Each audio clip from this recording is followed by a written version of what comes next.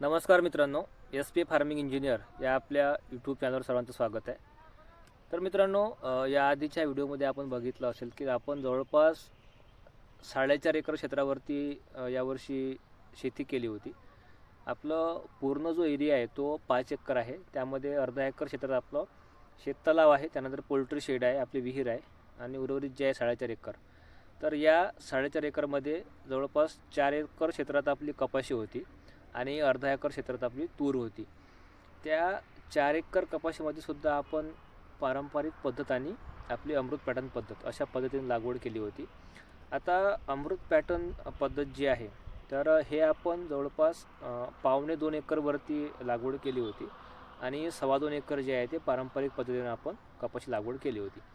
तर मित्रांनो, आता पूर्ण वर्षात म्हणजे जूनपासून तर ह्या मार्चपर्यंत, फेब्रुवारी किंवा मार्चपर्यंत या 8-9 महिन्यात आपला जो आहे या शेतीमध्ये खर्च किती झाला, मग त्यामध्ये आपली पराठी पाडण्यापासून वेचण्यापर्यंत पेरणी असेल, फवारणी असेल, रासायनिक खतं असतील, शेणखत असेल, या सर्व गोष्टींसाठी आपला खर्च किती झाला, त्यानंतर आपल्याला उत्पन्न किती झालं आणि नंतर मग आपला खर्च वजा जाता आपल्याला निव्वळ उत्पन्न किती आलं, या गोष्टींची चर्चा आणि पूर्ण एंड टू एंड माहिती आपण या व्हिडिओमध्ये घेणार आहोत. आणि खरोखर या काळात शेती परवडते किंवा नाही परवडत या विषयाची कल्पना तुम्हाला या व्हिडिओच्या शेवटी मिळेल. तर हा जो आहे हा माझा वैयक्तिक अनुभव आहे. बाकी शेतकऱ्यांचा अनुभव हा वेगळा असू शकतो आणि त्यांचं उत्पन्नसुद्धा माझ्या उत्पन्नाच्या तुलनेत जास्त किंवा कमी असू शकतं. तर चला आपण वळूया. मी जो काही खर्च आहे, उत्पन्न आहे, ते पूर्ण कागदावरती लिहून ठेवलेला आहे आणि तो मी तुम्हाला एक एक करून वाचून दाखवतो, जेणेकरून तुम्हाला या गोष्टीची कल्पना येईल की नेमका खर्च किती झाला आहे आणि उत्पन्न किती झालं. तर मित्रांनो बघा, आपण हा जो खर्च या ठिकाणी दाखवला आहे हा पूर्ण 4.5 एकराचा आहे. ठीक आहे. आता यामध्ये मागच्या वर्षी जी आपली कपाशी होती ती कपाशी पाडण्यापासून आपण खर्च या ठिकाणी दिलेला आहे. तर 4.5 एकरची कपाशी पाडणे या ठिकाणी ट्रॅक्टरने कपाशी पाडलेली होती. 4.5 एकराचे जवळपास 2700 रुपये या ठिकाणी झाले होते ट्रॅक्टरची मजुरी. त्यानंतर जेव्हा पहिला पाऊस पडल्यानंतर आपल्याला पंजी मारणं गरजेचं असते. ही सुद्धा आपण ट्रॅक्टरच्या सहाय्यानं मारत असतो. 600 रुपये प्रति एकरप्रमाणे याचे 2700 रुपये. आणि जेव्हा पेरणी करायची असते तेव्हा पहिला पाऊस पडल्यानंतर काही गवत उगवतं, तर त्या गवताचा नायनाट करण्यासाठी आणि शेत एकदम लेवल करण्यासाठी हे आपल्याला पट्टापास करायची असते, ती सुद्धा आपण ट्रॅक्टरच्या सहाय्याने करतो. त्याचा खर्च 2700 रुपये. आणि त्यानंतर जी आपण पराठी पाडली होती तर ते सगळं वेचावे लागते. त्याचा खर्च जो आहे तो 500 रुपये एकरप्रमाणे दिला जात असतो, त्याचे 2300 रुपये. तर असं जे आपलं पूर्व मशागत आपण म्हणू शकतो, हा जो खर्च आहे हा आपला आला 10,400 रुपये. त्यानंतर आपली पेरणी. आता पेरणीमध्ये बघा, आपण 4 एकर कपाशी लावली होती.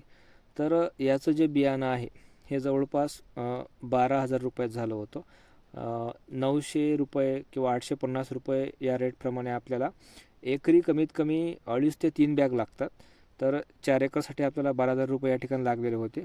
त्यानंतर अर्धा एकर आपली तूर होती. पहिल्यांदा आपण तूर लावली होती 2 किलो, 300 रुपये किलोप्रमाणे तूर होती. तर ती पहिल्यांदा तूर डुकरांनी खाल्लेली होती. त्यानंतर परत मला एक बॅग आणावी लागली, तर त्याचा खर्च जो आहे तो 1,000 रुपये. असं निव्वळ 13,000 रुपयाचं आपल्याला बियाणं लागलं. त्यानंतर जेव्हा आपण पेरणी करतो तेव्हा सराया पाडल्या होत्या. सराया पाडण्याचा खर्च जो आहे तो 600 रुपये एकरप्रमाणे. आता यामध्ये आपण अमृत पॅटर्न पद्धतीने जी लागवड केली होती त्यासाठी आपण दोऱ्या वगैरे वापरल्या, तर तो सगळा खर्च मी या ठिकाणी कन्सिडर केला आहे. तर तो खर्च आपला 2700 रुपये सराया पाडण्याचा. आणि सरकी लावणी, जे मजूर सांगून, बाया सांगून एक एक दाणा टाकावा लागतो, त्याला सरकी टोपणे म्हणतात आमच्याकडे, त्याचा खर्च 2700 रुपये. तर हा लावणीचा खर्च जो आहे तो 5,400 रुपये. यानंतर जेव्हा आपली कपाशी वर येते, पीक वर येते, त्यानंतर प्रत्येक 8 ते 15 दिवसानं त्याला फेर मारावा लागतो. काही ठिकाणी त्याला पळपणी म्हणत असतील, कारण की जे 2 तासांच्या मधातलं गवत आहे, तण आहे, ते कमीत कमी असायला पाहिजे असं आमचं धोरण आहे पारंपरिक शेतीमध्ये. तर त्याचे आपले 5 फेर झाले होते शेवटपर्यंत. म्हणजे दर 15 ते 20 दिवसांनी तो फेर मारावा लागतो, असे 5 फेर झाले होते. तर 600 रुपये प्रति एकरप्रमाणे 4.5 एकराचे आणि असे 5 फेर, तर जवळपास 13,500 रुपये आपले त्यामध्ये गेले. आता आपलं जे 1.5 पाऊण 2 एकर क्षेत्र आहे ते अमृत पॅटर्न पद्धत नव्हतं आणि पहिलं वर्ष असल्यामुळे त्या आकाराचे म्हणजे 4-6-1 आपण लागवड केली होती. तर त्या साईजचे आपल्याकडे जे कृषी यंत्र आहेत ते अवेलेबल नव्हते, त्यामुळे आपल्याला खर्च जरा जास्त आला. यामधले आपले 1-2 फेर जे आहे ते ट्रॅक्टरनं सुद्धा मारण्यात आले. तर हा असा खर्च आपल्याला 15,000 रुपये आला. त्यानंतर निंदण, तर आपले जे निंदण आहे म्हणजे तण काढणी ज्याला आपण म्हणू शकतो, आमच्याकडे निंदण म्हणतात. तर 3 वेळा आपण निंदण केलं हे 4.5 एकराला. त्याचा खर्च आपला जवळपास 28,000 रुपये आला. आणि अमृत पॅटर्न पद्धतमध्ये आपण जरा दाबणी वगैरे केली होती, तर तो सुद्धा खर्च आपण या ठिकाणी पकडला आहे. तर 30,000 रुपये हा जो निव्वळ खर्च आहे तो आपल्याला तण काढण्याचा किंवा निंदण करण्याचा आहे. आता यानंतर आहे रासायनिक खत. तर यावर्षी ह्या 4.5 एकर क्षेत्रात आपल्याला जवळपास 53,000 रुपयाचं रासायनिक खत लागलं मित्रांनो. आणि हा खर्च जो आहे हा खूप जास्त आहे. यामध्ये 10-26-26, 8-21-21, पोटॅश असेल, युरिया असेल, मॅग्नेशियम, सल्फर हे सगळे खत आहे. यामध्ये शेतकऱ्यांना कल्पना आहे 10-26-26, 8-21-21 हे खत खूप महाग आहे. आपण प्रमाण कमी दिलं खताचं, पण खत एवढं महाग आहे, जवळपास 1,800-1,900 रुपये आणि आता जवळपास 2,100 रुपये प्रति 40 किलो 50 किलो असा हा रेट आहे या खतांचा. त्यामुळे आपल्याला ह्या ज्या आहेत जवळपास 43 बॅग लागल्या पूर्ण. यामध्ये या सगळे आहेत, urea, super phosphate, sulphur, magnesium हे सगळं आहे. तर हा खर्च आपला जवळपास 53,000 रुपयांचा झाला. आणि हे खत टाकण्याची मजुरी, तर आमच्या इथं 100 रुपये, 125 रुपये आणि 150 रुपये अशाप्रमाणे वेगवेगळ्या मजुऱ्या आहेत. तर यामध्ये आपली जी मजुरी आहे ती 6,000 रुपये मजुरी गेली. त्यामुळे रासायनिक खत आणि ते टाकण्याची मजुरी असा 59,000 रुपयाचा हा आपला सर्वात मोठा खर्च झाला आहे. त्यानंतर आपण बघितलं असेल की आपण शेणखतसुद्धा टाकलं होतं. शेणखत आणि त्यामध्ये जैविक खतं आपण मिक्स केलेले होते. तर 5 ट्रॉली शेणखत आपलं जवळपास 25,000 रुपयात झालं होतं. जैविक खतं आपण आणले होते पंजाबराव देशमुख कृषी विद्यापीठ अकोला या ठिकाणाहून. 12,000 रुपयाचं जैविक खत झालं होतं. त्यानंतर हे जैविक खत तयार करण्यासाठी आपण खाली ताडपत्री टाकली होती, त्यानंतर शेडनेट आणली होती. आणि हे सगळं शेणखत तयार झाल्यानंतर जेव्हा पावसाळा सुरू होता, भर पावसात आपण हे शेणखत टाकलेलं होतं, तर याला खूप जास्त मजूर लागली होती, 6,000 रुपये. तर असा हा जो आपला जैविक आणि शेणखताचा खर्च आहे हा 46,000 रुपये 500. तर आता हा जो पूर्ण खर्च आहे, हे जे तुम्हाला इथं अमाऊंट दिसत आहे, हे 10,000, हे 13,000, हे सगळे आपण या ठिकाणी इथं खाली लिहिलेले आहेत. आणि हे आहे 1,79,300 रुपये. ठीक आहे, तर एवढा हा खर्च झाला. आता मी पेज पलटतो. आता यानंतर आहे फवारणी. तर बघा आपल्या जवळपास 7 फवारण्या झाल्या मित्रांनो. आणि 7 फवारण्याकरता हा जो खर्च आहे हा पूर्ण 4.5 एकरचा आहे, हे लक्षात ठेवा. तर यामध्ये आपल्या कपाशीला जवळपास 6 ते 7 फवारण्या झाल्या. त्यानंतर आपल्या तुरीलासुद्धा 2 फवारण्या झाल्या. तर हा मी जो खर्च आहे तो सगळा लिहून ठेवलेला होता, याची बिलंसुद्धा माझ्याकडे आहे. तर हा फवारणीच्या औषधचा जो खर्च आहे हा जवळपास 25,000 रुपयात झाला. त्यानंतर मजुरी बघा, मी या ठिकाणी जेवढ्या फवारण्या झाल्या तर त्या फवारण्याचा जो आमच्या इथं फवारणी करण्याची जी मजुरी जी आहे ते टाकीप्रमाणे असते. तर यामध्ये 50 रुपये जी आहे ती टाकी आणि मारणाऱ्याची मजुरी, फवारा मारण्याची मजुरी. त्यानंतर 25 रुपये जे आहे ते पाणी आणणारा. तर असं 75 रुपये प्रति टाकीप्रमाणे आम्हाला खर्च द्यावा लागतो. आणि मी या सर्व फवारण्याचा जो खर्च आहे तो या ठिकाणी 6,750 रुपये पकडला आहे. यामध्ये आपल्या 90 टाक्या शेवटपर्यंत झाल्या. तर 90 गुणिले आपण 75 जर केलं तर हे 6,750. तर आपला निव्वळ फवारणीचा खर्च जो आहे तो 31,750 रुपये आला. त्यानंतर आपली कापूस वेचणी.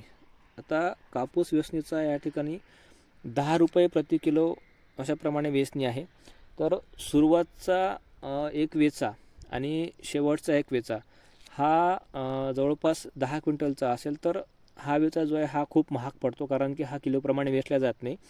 तर या ठिकाणी जवळपास मजुरीच द्यावी लागते 300 रुपये रोज. तर जर आपण अंदाज काढला तर हा कापूस आपल्याला सुरुवातचा आणि शेवटचा 15 ते 20 रुपये प्रति किलोप्रमाणे पडतो. तर याचा जो खर्च आहे आपण या ठिकाणी 45,000 रुपये पकडलेला आहे. त्यानंतर आपली जी तूर होती अर्धा एकर, ही तूर कापणी करता आणि या ठिकाणी आणण्याकरता, कारण की ते थोडं दूर आहे, तर हे तूर आपण कापून या ठिकाणी आपल्या शेडजवळ आणली होती, तर तो खर्च 2000 रुपये. हा सगळा खर्च आहे, हा पिकांना लागलेला खर्च आहे. आता या ठिकाणी आपल्या एरियात रानडुक्कर, त्यानंतर हरिण आणि ह्या नीलगाई आहेत, त्याला आपण रोही म्हणतो, यांचा खूप त्रास आहे. त्यामुळे आपल्याला तार कंपाऊंड घेणं गरजेचं होतं. ज्या ठिकाणी आपण क्लच वायर वापरले होते, तर क्लच वायरचे बंडल आपले 600 रुपयाचं एक बंडल असतं ते. तर असे 4 बंडल लागले 2400 रुपयाचे. आणि जे आपण लहान लहान 3-3 फुटाचे बल्लीचे तुकडे आपण वापरतो तिथं बारीकवाले, तर त्याचा खर्च जो होता तो जवळपास 4400 रुपये होता. यामध्ये ते लावण्याची मजुरी वगैरे सगळ्या गोष्टी आल्या आहेत. आता या ठिकाणी बघा, आपल्या कपाशीचे 5 विचे झाले होते, तर आपलं घर या ठिकाणाहून दूर आहे, त्यामुळे हा कापूस जो आहे तो प्रत्येक वेळा ट्रॅक्टर सांगून ट्रॉलीमध्ये त्या ठिकाणी न्यावा लागतो. तर असं 5 ट्रिप झाल्या, त्याचा खर्च 2500 रुपये. तर मित्रांनो, हा जो आपला निव्वळ खर्च आहे यावर्षीचा 2,64,950 रुपये एवढा खर्च आहे. ठीक आहे.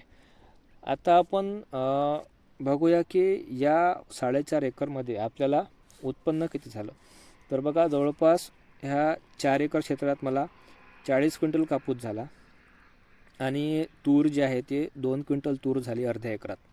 आता सर्वांना माहीत आहेत कापसाचे भाव किती आहेत, तर 8,000 रुपयेप्रमाणे माझा जो कापूस आहे तो 3,20,000 रुपयाचा कापूस आणि 2 क्विंटल तूर 16,000ची. तर असा एकूण जो उत्पन्न आहे ते 3,36,000 रुपये झालं 4.5 एकरात. ठीक आहे. आणि आपण जर या 3,36,000 रुपयामधून 2,64,000 रुपये मायनस केले, तर निव्वळ उत्पन्न जे आहे ते 72,000 रुपये आहे. विचार करा, 4.5 एकरात जून महिन्यापासून तर फेब्रुवारीपर्यंत, म्हणजे जवळपास 8 ते 9 महिने होतील, निव्वळ उत्पन्न 72,000 रुपये. आणि आपण जर प्रति महिना जर उत्पन्न पकडलं तर 9,000 रुपये एवढं उत्पन्न आपल्याला झालं आहे. म्हणजे सर्व खर्च वगळून जर उत्पन्न बघितलं तर 72,000 4.5 एकरात. ठीक आहे. आता या ठिकाणी मुख्य खर्च कोण्या ठिकाणी जास्त झाला ते आपण बघणार आहोत. पहिलं या ठिकाणी मला असं वाटते की हे रासायनिक खत 53,000 रुपये, हा खर्च खूप जास्त झाला. या ठिकाणी मी खर्च कमी करू शकलो असतो. ठीक आहे. आणि दुसरा एक, या ठिकाणी मी शेणखत आणि जैविक खत टाकलं, तर याचा हा खर्च 46,000 रुपये, म्हणजे जवळपास माझा 1,00,000 रुपयाचा जो खर्च आहे तो निव्वळ खतामध्ये गेलेला आहे. तर बघा, माझ्या एक लक्षात आलं की निव्वळ रासायनिक खतं टाकून उत्पन्न होत नाही. तुम्ही कितीही रासायनिक खत टाका, उत्पन्न होत नाही. त्याकरता मी हे शेणखत टाकलेलं होतं. आता या शेणखताचा सुद्धा आपल्याला यावर्षी फार फायदा झाला असं वाटत नाही. आता पुढच्या वर्षात बघूया. तर बघा मित्रांनो, ही वास्तविकता आहे. यापैकी जे लोक आपले व्हिडिओ बघत असतील, त्यापैकी जे शेतकरी असतील, त्या शेतकऱ्यांना या ठिकाणी सध्याचे भाव काय आहेत, मजुऱ्या किती आहेत, ह्या सगळ्या गोष्टी या ठिकाणी माहीत असतील. जे लोक शेती करत नाही त्यांना फक्त निव्वळ उत्पन्न दिसतं.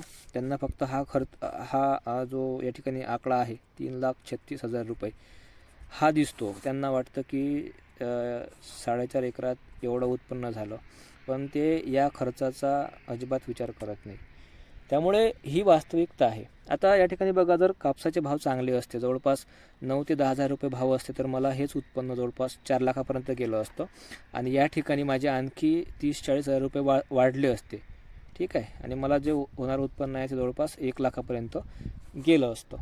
पण ठीक आहे, यावर्षी आपला जो खर्च झाला तो जरा जास्त झाला आहे.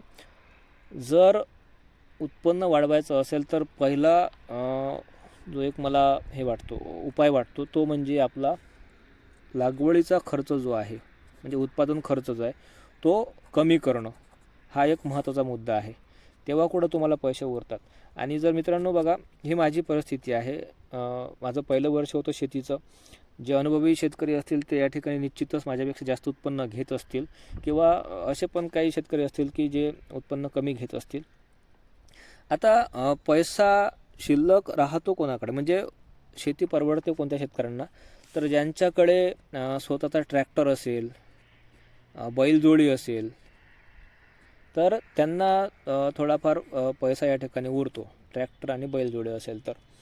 अदरवाईज माझ्या केसमध्ये माझं सगळं जे आहे खर्च तो बाहेरचा खर्च आहे. मला सगळ्या गोष्टी भाड्यातोड्याने घ्याव्या लागतात. त्यानंतर मजुऱ्या पण खूप जास्त जातात. तर या ठिकाणी अशा प्रकारे हा आपला पूर्ण वर्षभराचा अनुभव होता. तर मित्रांनो, हा माझा वैयक्तिक अनुभव आहे. तुमचा अनुभव वेगळा असू शकतो, तुमचा खर्च कमी असू शकतो किंवा जास्त असू शकतो. आणि या ठिकाणी कमेंट बॉक्समध्ये तुमच्या कमेंट्सचं वेलकम आहे, स्वागत आहे. तुमचे जर काही सजेशन असतील तर या ठिकाणी नक्की सांगा. धन्यवाद.